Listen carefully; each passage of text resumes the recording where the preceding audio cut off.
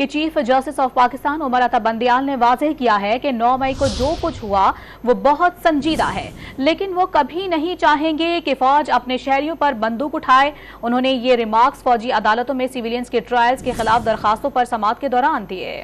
Chief justice of Pakistan justice Umar Ata Bandial نے واضح کیا کہ 2 ہفتوں تک اس کیس کی سماعت ممکن نہیں۔ اعتزاز احسن نے سپریم کورٹ آف پاکستان سے آفیشل سیکرٹ ایکٹ کے خلاف از خود نوٹس لینے کی استدعا کر دی۔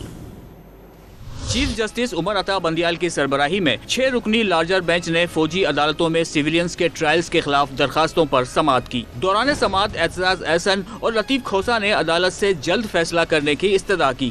چیف جسٹس نے کہا کہ کچھ جج چھٹیوں پر جانا چاہتے ہیں، جس پر اعتزاز احسن نے کہا کہ ججز اپنی چھٹیاں منسوخ کر دیں، یہ اسمبلی جاتے جاتے قانون سازی پر قانون سازی کر رہی ہے۔ Supreme court official secret act کے خلاف از خود نوٹس لے۔ لطیف کھوسہ نے کہا کہ اتوار کو بھی صبح 8 سے شام 8 بجے تک بیٹھیں اور فیصلہ کریں۔ چیف جسٹس نے ریمارکس میں کہا کہ 2 ہفتوں تک فوجی عدالتوں کے خلاف کیس کی سماعت ممکن نہیں، وہ ذاتی طور پر حاضر ہیں، روز رات 9 بجے تک بیٹھتے ہیں۔ اس بینچ کے ممبران کا بھی حق ہے کہ وہ اپنا وقت لیں۔ ایک ممبر کو محرم کی چھٹیوں میں بھی واپس بلا لیا گیا۔ ملک نازک صورتحال سے گزر رہا ہے اور یہ عدالت بھی۔ چیف جسٹس عمر عطا بندیال نے مزید کہا کہ 9 مئی کو جو کچھ ہوا وہ بہت سنجیدہ ہے۔ وہ کبھی نہیں چاہیں گے کہ اس ملک کی فوج اپنے شہریوں پر بندوق اٹھائے۔ فوج سرحدوں کی محافظ ہے۔ اٹارنی جنرل نے موقف اپنایا کہ دشمن ممالک کے جاسوس اور دہشت گردوں کے لیے ملٹری کورٹس کا ہونا ضروری ہے۔ چیف جسٹس نے ریمارکس دیے کہ آپ لوگوں کے بنیادی حقوق سلب کرنا چاہتے ہیں تو اس کا کوئی پیمانہ ہونا چاہیے۔